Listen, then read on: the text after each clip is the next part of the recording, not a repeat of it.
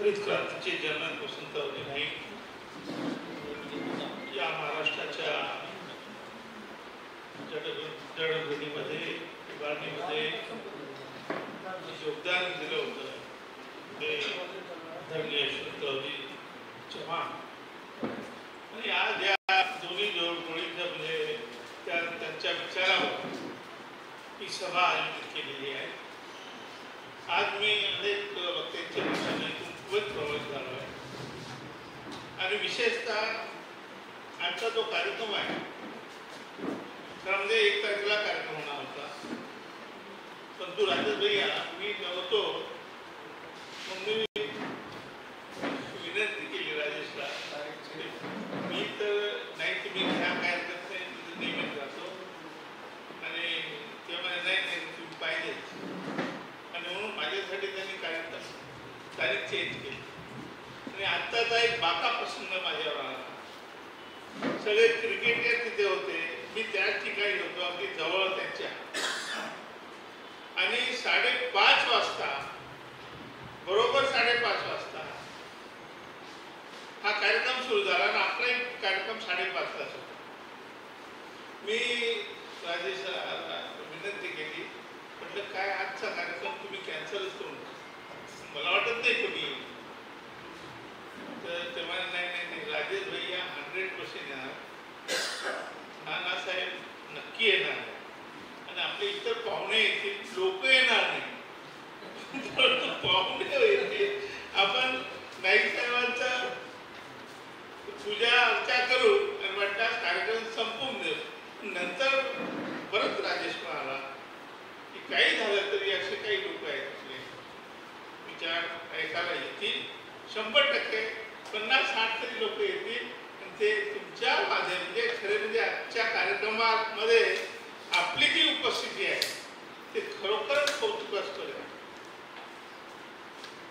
आता अनेक लोकांनी आता वेळच देखील म्हणजे मी बोलणार नाही, 2-3 मिनिटात संपवतो, कारण आता कुठल्याही आता ऐकण्याच्या किंवा थांबण्याच्या परिस्थितीमध्ये आपण नाही. परंतु योगायोगाने खरोखरच वसंतराव नाईक आणि यशवंतराव चव्हाण यांनी जो महाराष्ट्र उभा केला आणि योगायोगाने मला नाईक साहेबांबरोबर काम करण्याची संधी मिळाली. 74 मध्ये त्यांचे आधी कॉलेजमध्ये जेव्हा नाईक साहेब यायचे आमच्या नागपूरला वगैरे कॉलेजमध्ये, तर त्यांचे भाषण मी ऐकले. पुढे स्टुडंट बसले आहेत सगळे कॉलेजचे आणि नाईक साहेब भाषण करायचे, हायब्रिड असं असते, 3 महिन्यात पीक येते, त्याला फवारणी करायची असते वगैरे वगैरे वगैरे वगैरे ते भाषण करायचे आणि मग पेपरवर लिहायचे की हा शेती वेळा मुख्यमंत्री, म्हणजे कुठेही गेला तरी भाषण तेच, हायब्रिड, आधुनिक शेती आणि शेतीशिवाय दुसरं काही नाही. हे मी जवळून अनुभवलेलं आहे. एक प्रसंग असा आला की मी आमच्या गावामध्ये विहीर खोडून दिली आदिवासीच्या शेतामध्ये श्रमदानाने आणि ती बातमी आली पेपरला, तर नाईक साहेबांच्या कानावर पडली, तर नाईक साहेब माझ्या गावाला येऊन माझा सत्कार केला 74 मध्ये. म्हणजे बघा, आणि ते जुलैच होता, बरोबर 50 वर्ष झाली आहे. राजेश भैया 50 वर्षाच्या पूर्वी बरोबर नाईक साहेबांनी माझा सत्कार केला.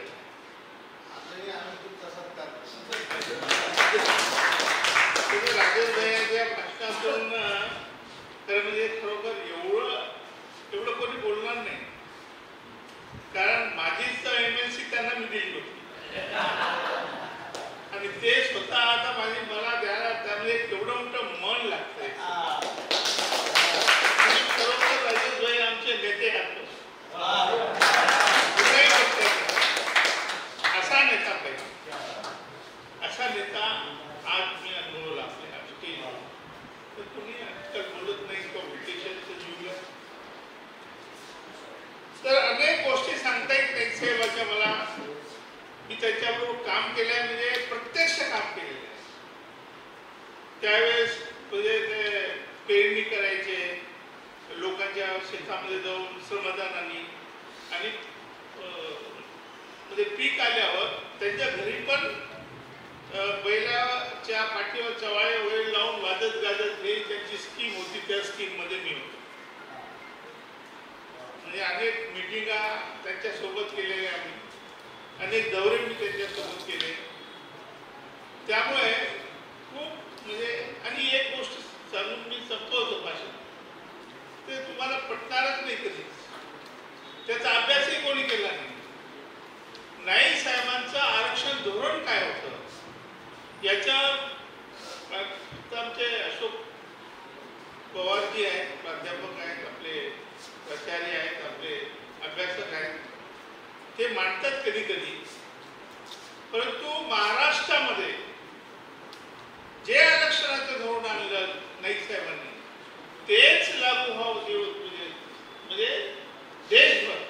त्याच्यासाठी गेले 20-25 वर्ष मी बोलतो, लिहितो, पण ते कोणाच्याच लक्षात येत नाही.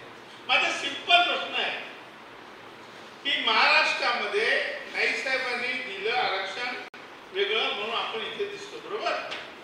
मग मध्य प्रदेशमध्ये हे आरक्षण का लागलं नाही, किंवा मध्य प्रदेशमध्ये का नाही, गुजरातमध्ये का नाही, उत्तर प्रदेशमध्ये का नाही, याचा कोणीच विचार करणार. आणि कालपर्वा आता काळात मला एक फोन आला,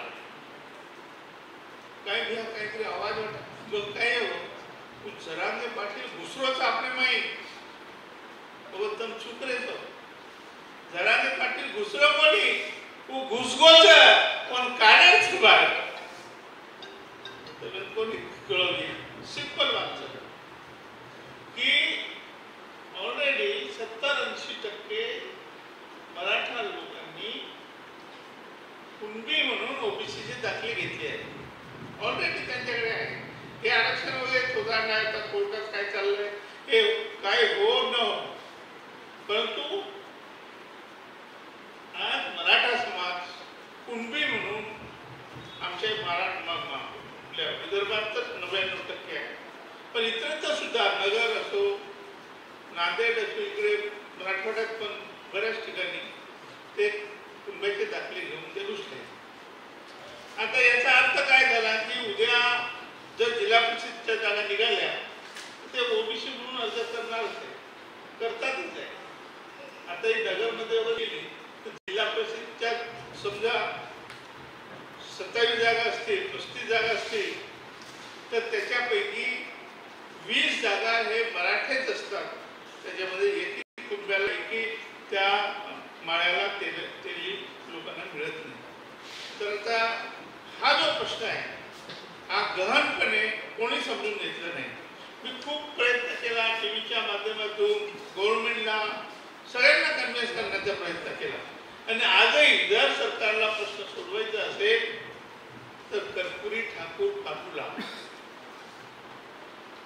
महाराजांनी उल्लेख केला कर्पुरी ठाकूर फार्म्युला, त्याला त्याच्यासाठी दिला नाही तर खरा म्हणजे कर्पुरी ठाकूर फार्म्युला त्याच्यावर मी बोलत असतो की ओबीसीचं सब कॅटेगरायझेशन जे नाईक साहेबांनी केलं.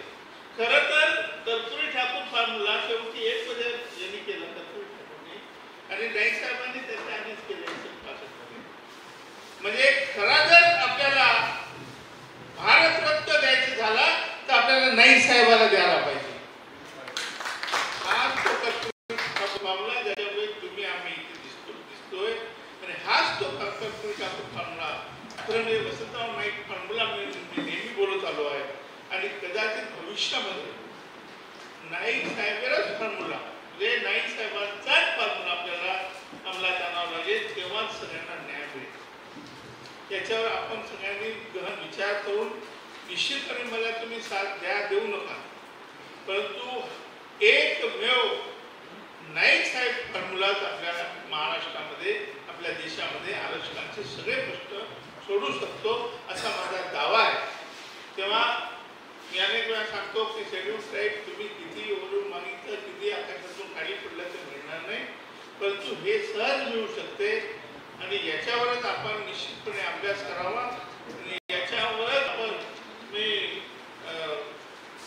राजेश भैयाला मागे सांगितलं होतं की तुम्ही याच्यावर विचार करा, सब कॅटेगरीज ऑफ ओबीसी. तर आपण नंतर आपण एकत्र याच्यावर चर्चा करू आणि मार्ग करू. धन्यवाद. जय शिवराय. धन्यवाद साहेब. आज आपण खूपच कमी वेळामध्ये अधिक मार्गदर्शन केलेलं आहे, त्याबद्दल खरोखर आपले आभार व्यक्त करतो. आजच्या या कार्यक्रमाचा जो शेवट होणार आहे आणि दरवर्षी जो कार्यक्रमाचा शेवट होतो, आपण महाराष्ट्रामध्ये झडणाऱ्या म्हणजे जो झगडतो, लढतो, समाजासाठी काहीतरी करतो किंवा स्वतःमध्ये काहीतरी कौशल्य निर्माण करतो, अशा व्यक्तिमत्वाचा दरवर्षी आपण सन्मान करत असतो, सत्कार करत असतो. आजची जी व्यक्ती आहे ती व्यक्ती फार प्रसिद्ध अशी शिल्पकार आहे, फार प्रचंड मोठे शिल्पकार आहेत. मोठमोठ्या पुतळ्यांची निर्मिती त्यांनी केलेली आहे. अनेक महाराष्ट्रातल्या अनेक नामवंत महानगरपालिकामध्ये त्यांच्या पुतळ्याची तिथे म्हणजे पुतळा तिथे उभारण्यात आलेला आहे त्यांच्या हस्तकलेतून. हे बघा, हे माझ्या हातामध्ये जे पत्रक आपल्याला दिसत आहे, अशा अनेक पुतळ्यांची त्यांनी निर्मिती केलेली आहे. असे महान असे व्यक्तिमत्व आणि समाजाचे खरे म्हणजे त्याला म्हणतात समाज सुधारक. त्यांचं नाव आहे दिवेश थावरू राठोड. दिवेश थावरू राठोड यांना आज आपण वसंत भूषण पुरस्कार 2024 या नावाने आपण त्यांचा सन्मान करत आहोत. हो, शिल्पकार दिवेश थावरू राठोड हे सुकळी तांडा, जिल्हा यवतमाळ येथील आहेत. जगविख्यात कॉलेज सर जे जे स्कूल ऑफ आर्ट मुंबई येथील शिल्पकलेची पदवी त्यांनी घेतलेली आहे. बंजारा समाजाचा पहिला शिल्पकार म्हणून त्यांची नोंद झालेली आहे. आता 20 वर्षापासून ते स्वतः ठाणे या जिल्ह्यामधून त्यांचा एक स्टुडिओ आहे, जिथे ते पुतळ्यांची निर्मिती करतात. अनेक महानगरपालिकांमध्ये त्यांनी पुतळे बसवलेले आहेत. त्यांच्या हातून त्या पुतळ्यांची निर्मिती झालेली आहे. म्हणजे आपण मोठे विचार म्हणतो, बाबा आंबेडकरजी असतील, महात्मा गांधीजी असतील, वसंतरावजी नाईक असतील, अशा मोठमोठ्या महान व्यक्तिमत्वांच्या पुतळ्यांची निर्मिती त्यांनी केलेली आहे. अशा व्यक्तीचा संत शिवाजी महाराजांची सुद्धा पुतळ्याची त्यांनी निर्मिती केलेली आहे. त्यांचा पुतळा इथं बसवलेला आहे. आपण आता इथं त्यांचं शिल्प जे आहे, अशा महान विभूतीचा आज इथे आपण सत्कार करणार आहोत, सन्मान करणार आहोत, त्यांना आपण पुरस्कार देणार आहोत. वसंत विचारधाराच्या सर्व कमिटीच्या सदस्यांना मी नम्रतेची विनंती करतो, आपण समोर यायचं आहे आणि विचार मंचावरची सर्वच मान्यवरांना विनंती करतो की त्यांनी सुद्धा त्यांच्या हस्ते या पुरस्काराचा वसंत भूषण पुरस्कार